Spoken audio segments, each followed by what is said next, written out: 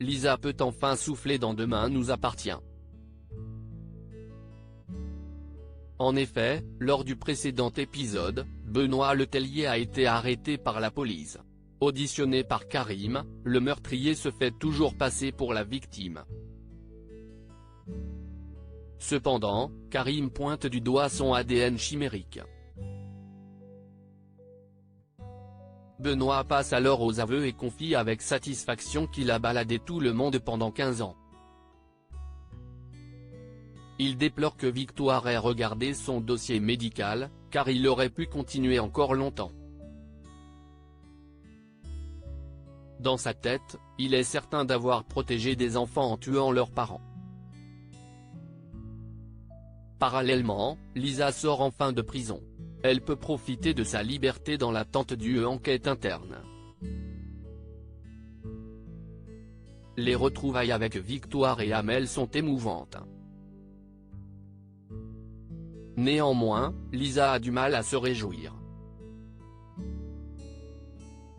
Elle avoue être allée beaucoup trop loin et risque la radiation. Avant de rentrer chez elle, elle décide de passer au commissariat afin de s'excuser auprès de ses collègues. Mais contre toute attente, tout le monde la soutient et la remercie, car grâce à elle, le monstre d'Argenteuil est arrêté. Lisa confronte une dernière fois Benoît pour lui faire réaliser le mal qu'il a fait. Ce dernier reste buté et pointe du doigt que la justice ne fait rien pour protéger les vraies victimes. Lisa le coupe net et lui rappelle qu'il n'est ni une victime ni un justicier. Demain nous appartient épisode du 1er mai. Lors du précédent épisode de votre série favorite, Chloé a découvert un adolescent blessé dans un arbre. Aussitôt, la directrice du lycée a appelé les secours. Très inquiète, elle est restée sous cheveux du jeune garçon. Marianne vient lui donner des nouvelles et se montre consciente.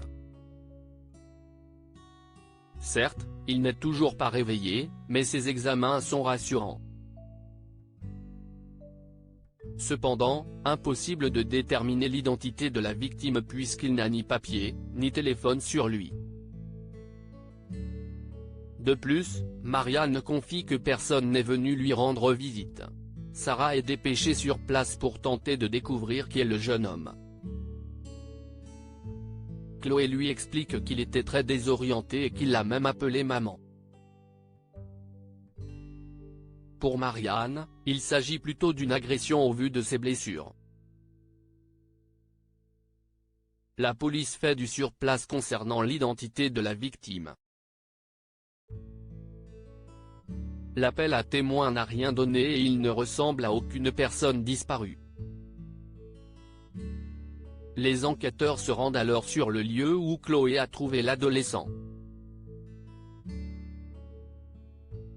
Selon les indices retrouvés, Damien détermine qu'un véhicule gris a tenté de renverser le jeune inconnu. Chloé surprend un individu. Chloé se rend au MAD dans Demain nous appartient et n'arrive pas à se sortir de la tête l'image de l'adolescent. Elle en profite pour montrer une photo de lui à Judith et Jordan, mais elle fait chou blanc. Les deux amoureux ne le reconnaissent pas. Elle leur demande alors de diffuser l'appel à témoins sur leurs réseaux sociaux.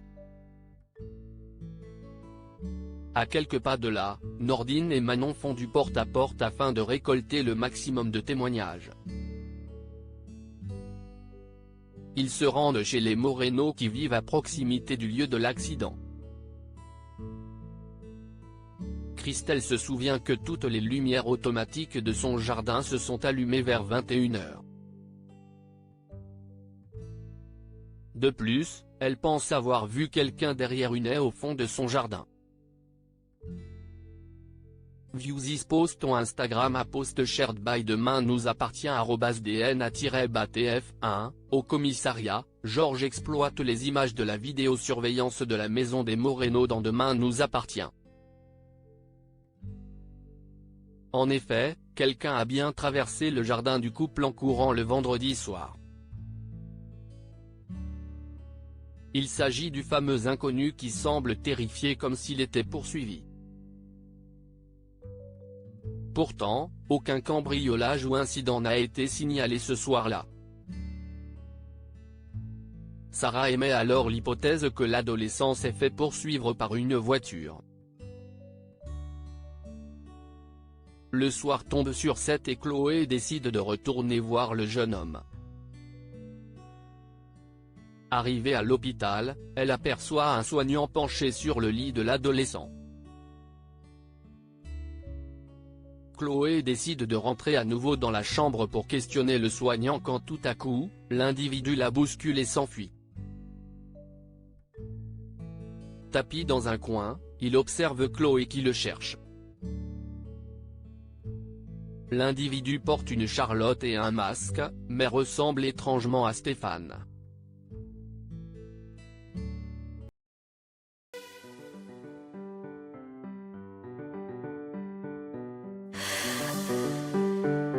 The man I love just had a heart attack, but who needs a heartache? I am a man, she is a